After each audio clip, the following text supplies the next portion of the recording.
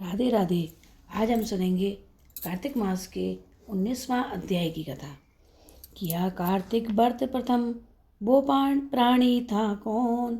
मुनिवर मुझे बताए दो, श्रवण करूं ये मौन।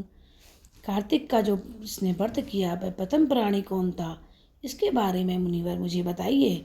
मैं उसको जानना चाहता हूँ, सुनना चाहता हूँ। पृथु बोले, हे ब्राह्मण, आपने तुलसी जी का महात्म्य और व्रत इतिहास मुझसे कहा, सो मैंने सुना।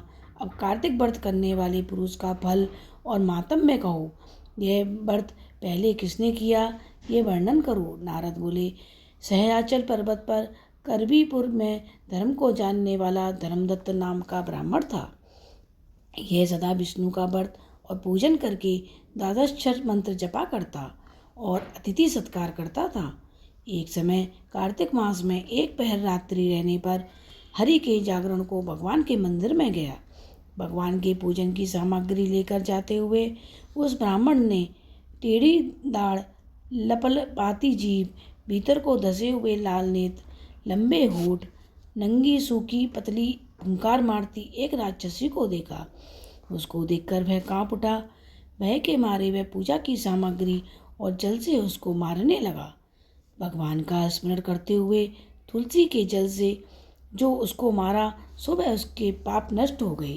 वह ब्राह्मण को दंडवत प्रणाम करते हुए बोली, हे ब्राह्मण, मैं पूर्व कर्म फल से इस दशा को प्राप्त हुई हूँ।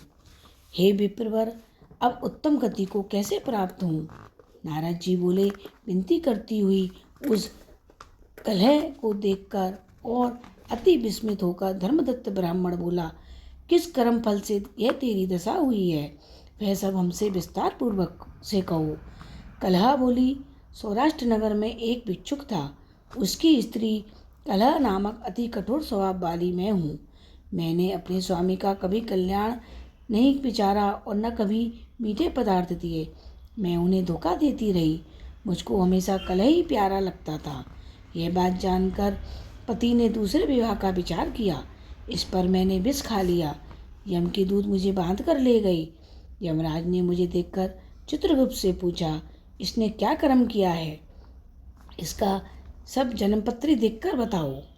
इसने जो बुरा भला किया हो उसका फल पावेगी ये।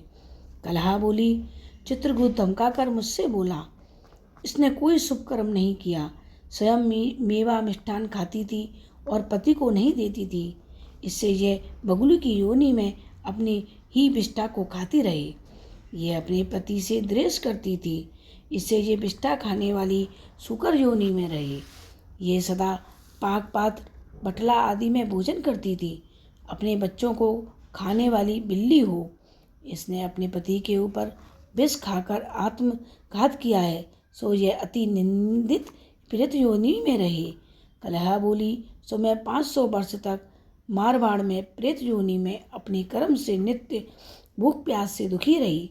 भूख प्यास से पीड़ित वैश्यों के हृदय में प्रविष्ट होकर मैं दक्षिण दिशा में कृष्णा और त्रिवेणी नदियों के संगम पर आई। जब मैं नदी के तीर पर पहुंची, तब उनके शरीर से शिव और विष्णु के गणों ने मुझको दूर कर दिया। फिर भूख से व्याकुल मैंने तुमको देखा। तुम्हारे हाथ में तुलसी मिला। जल जब मेरे ऊपर गिरा, उससे मेरे सारे पाप धुल गए। हे जितेंद्र, ऐसी कृपा करो जिससे अब तीनों प्रेत योनियों से मुक्ति पाऊं। इस प्रकार कलह का वचन सुनकर और उसकी गिलानी को विचार कर ब्राह्मण बोला। आगे की कथा मैं आपको 20वें अध्याय की कथा में सुनाऊंगी। जब तक के लिए राधे राधे। आपको मेरी वीडियो अच्छी लगे तो प्लीज़ मेरे चैनल को लाइक और सब्सक्राइब अवश्य करें। जय श्री कृष्णा।